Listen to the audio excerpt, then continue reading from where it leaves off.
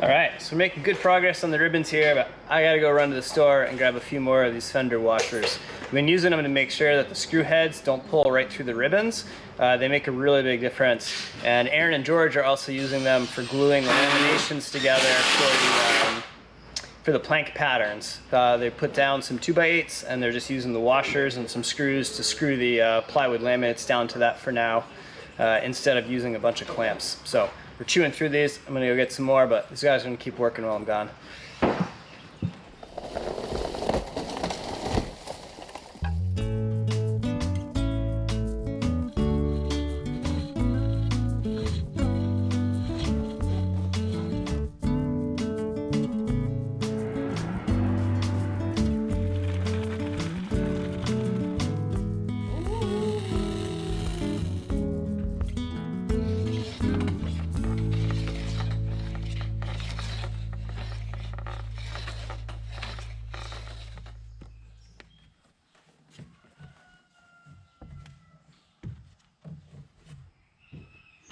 So in preparation of jumping a little higher into the hull, we put these ribbons on and we replaced the top ribbon with an oak one. So what we had done originally is we had put a pine ribbon marking the shear, and we had put the top edge of that ribbon marking the shear. And our thought was that you just hook a tape measure to it and measure down.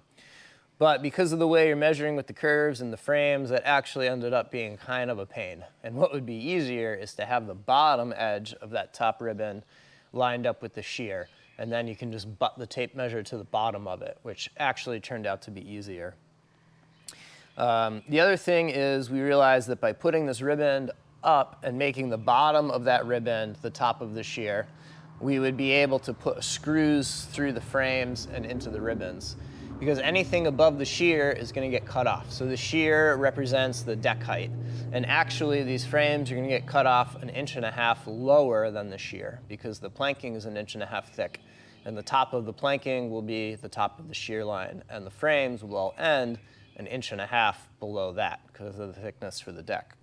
So we can put these ribbons in. We got this oak one situated here. We just put it on top of the pine one and then remove the pine one.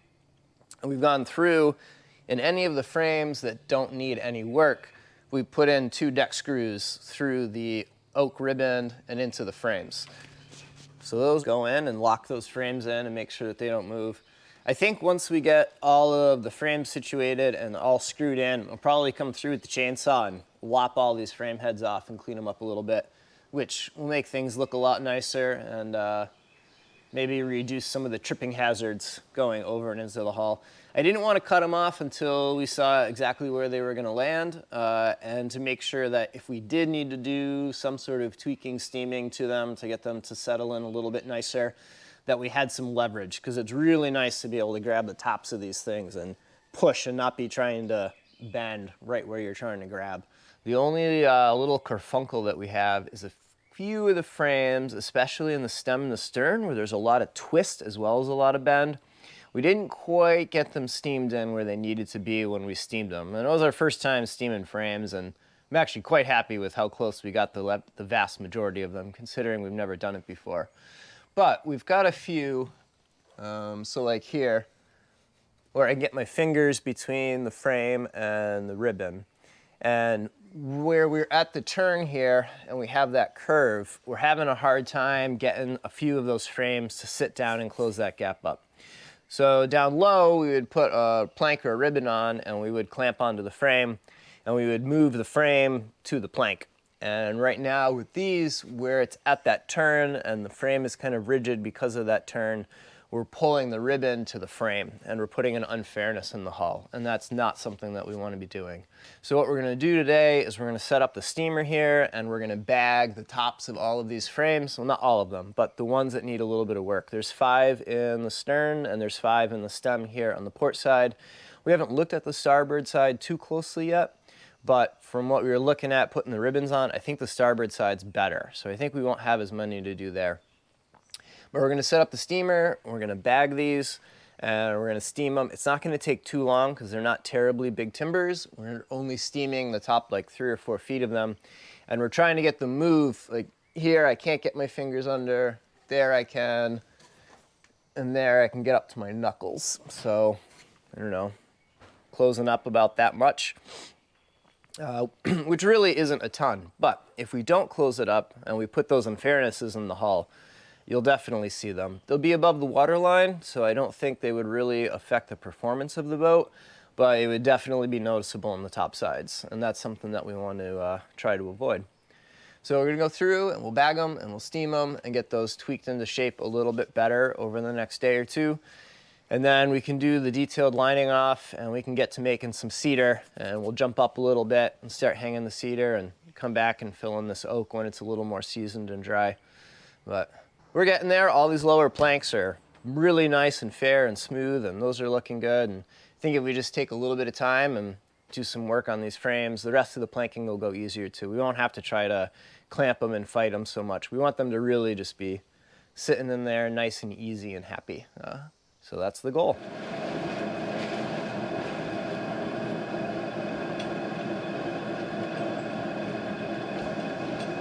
Cool. So we can bust that whole system up. Be careful, it's hot. Okay. And I think we can set it up between like molds somewhere around 2, 3, 4. Is there more up there?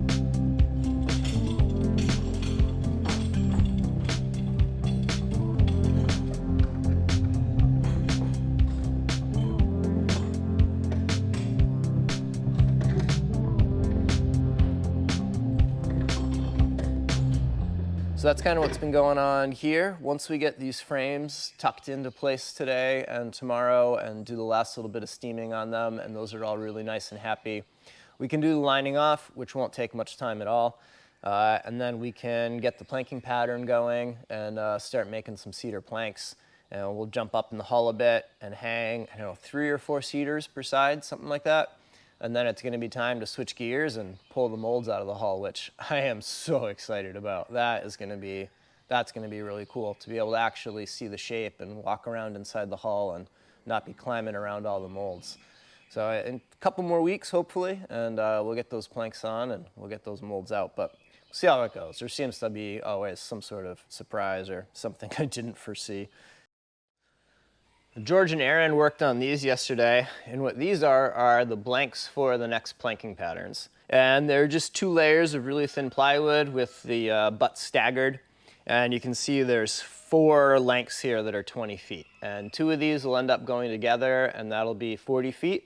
And that is as long as the shear is. And then those will end up getting cut out and become our planking pattern. They're just screwed down with these cauls right now to the 2x8 so that we didn't need to use a million clamps. And we'll give these a couple days to dry, and then we'll pull out the screws and the cauls and lay them out, and we can cut our plank shapes out of them. So this was a recommendation from Lou Sazed from Tips from a Shipwright when he was here. He talked a lot about the steelers, and he was a big proponent for making plank patterns and not measuring and doing all that each time. And for these upper planks that don't have a lot of bevel and craziness to them, it's proven to be very helpful. I don't know if it would have been super helpful on the lower planks, but it's making a big difference for these. Yeah.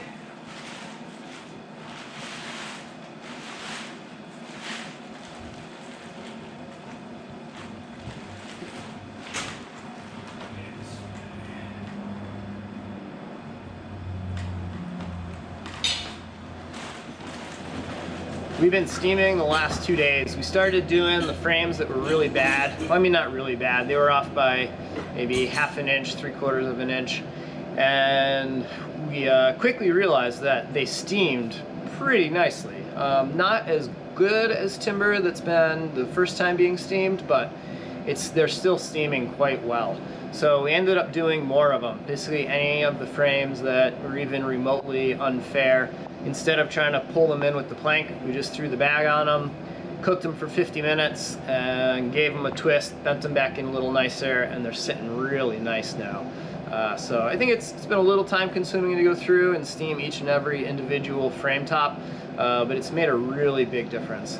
And I think part of the reason that we didn't get them steamed in so well in the beginning was partially because of how much distance we had. So we would start at the keel and get that settled in first at the turn of the bilge, and then work our way up. And by the time we got up to the bend above the waterline, the frames were starting to cool a little bit, and I don't think the ribbons were quite heavy duty enough, and they pulled the ribbons in a little bit, and they just didn't bend quite fair. But thankfully, they are forgiving, these white oak bent frames. So just a little bit of time and some steam, and they're back where they need to be, and we've got all of these ribbons on the boat holding them. They're going to keep them in place. So all in all, I think that was a good path to take. So next up is to go through and pull all the dimensions for lining off. So we just need to measure from the shear to the planks that we have, figure out exactly where the shear strake's going to land, what the rest of these planks are going to look like, and then that will tell us where we're going to jump into space and start hanging the cedar. And then once we get some cedar on the boat, it won't be long till those pesky molds come out, and I am looking forward to that.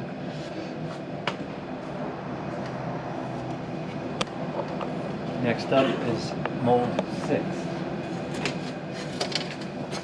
So this, in theory, should be our biggest one. One little down. All right. A little up. It's on. I'm not touching this one here, though. There you go. I'm about a 16.5 right now.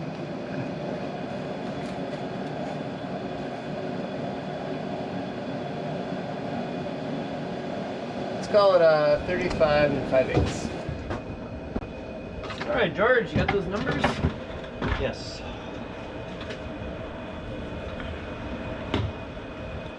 All right, step one. So we turn all of the fractions into decimals. Okay. So 32, it becomes 32 even. It's 32. 34, 116. So, one day I'm going to commit these to memory. Just for 16ths. Yeah. You know? I mean, it's funny. I'm like, what is that? And I put it in. I'm like, oh yeah, Yeah. 0.375. Right. Yeah, I remember that. I've been here before. 5/8, I've been there many times. Yeah, it looks good. Okay, so now we just gotta subtract 1.5 from all of those, which yeah, that'll be the easier way to do it. Okay. So now we gotta figure out how wide the shear is gonna be. Well, we want the shear to taper proportionally to the rest of the topside planks, otherwise it's gonna look funny. Mm-hmm. So what we wanna do is figure out the width at station 6. So at 6, we got 45 inches, and then we're gonna divide that by, I don't know, say 8 planks. That gives us 5.625 inches, what that would be at midship. 5 and 5/8. And that's not too bad. So what if we did 45 divided by 7 equals 6.42? That's a bit too big. So I think that is probably what we want to go with, is 8. So now we got to take all of these numbers, divide them by 8, and that will give us the width of the shear at that station. And we'll want to remember that we did it by 8, because we want to do that for the port side as well. Then we'll take the width of the shear, and we will subtract it from the decimal that we just figured out. And then that will give us the remaining of the gap subtracted of the shear, and then we'll divide that to figure out the width of those planks, and that will be the remaining space that we need to fill and tell us how many planks we need to make. Does that make sense? Yeah? All right. So right here we're going to divide by 8. Yep. So, can read them off again. 30.5. 30.5 divided by 8 equals 3.8125. 32. 32.565 .565. divided by 8 is 4.07. Okay. So that gives us our shear width, and we will save those numbers. They will be sacred. And later on, we can convert them over to fractions and figure out what we need to make for a shear plank. So now we need to go back and we need to take our decimal and we need to subtract the shear width. And that'll give us our space that we need to fill without the shear. And then we can figure out the plank widths from there and convert it to the final fraction. And then we'll be done for starboard and we get to do it again for port. So that number minus that number. Okay. 30.5. 30.5. Subtract 3.812. 26.688. 92. 34.45. People keep asking how many planks we have to go on the boat, and until very recently, I couldn't tell you because I honestly didn't know. Atkin says that there should be 22 strakes per side, so 22 planks per side, but that's just a ballpark figure. I mean, if it's 24 planks, if it's 20 planks, it doesn't really matter all that much. It really just depends on what planking stock you have and how you want to plank the boat. It's just kind of a ballpark. So as we've been working up, we've kind of had, you know, a bit of an idea on that, but we haven't been trying to figure it out too closely. And the plan was to get all of the oak on the boat, get just above the water line, and then do a lining off again and figure out exactly how many more planks we were going to have.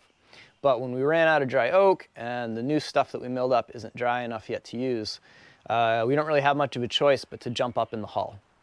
And to jump up means that we need to know exactly where all the planks are going to land and how wide they're going to be and how many of them they're going to be, because if we don't know where in space we need to start hanging the planks and where we're going to pick up. We sat down and we took some really detailed measurements and we did some really good lining off, and we figured out that in total we've got 10 planks per side left to go. So we've got the shear strake, and then below that, there's going to be 4 cedar planks, and below that, we've got 5 oak planks. And that's per side of the boat. So there's 20 planks left to go in total. So we're a little bit over halfway with the planking in terms of distance, because all the planks down low are wider. And we are also past the hardest sections to plank. So the last 10 planks will go much faster than the first 10 planks. So once we got that figured out, the other kind of piece of this puzzle was to look at the deck structure and figure out where the clamp and the shelf and the knees are going to land and how all those are going to be fastened and how that interplays with the planking. So if you look at this kind of diagram here, now obviously these are all curved and these don't meet at these nice 90-degree joints. But for the sake of, you know, kind of just painting a picture here and being able to draw it relatively to scale easily, I just made everything 90 degrees. But we've got the oak plank down here, we've got 4 cedar planks, and we've got the shear strake. And the shear strake's going to be a bit wider than the cedars, and it's going to be the last plank to go on, and it's not going to go on until the deck beams are in and a lot of that deck framing is done.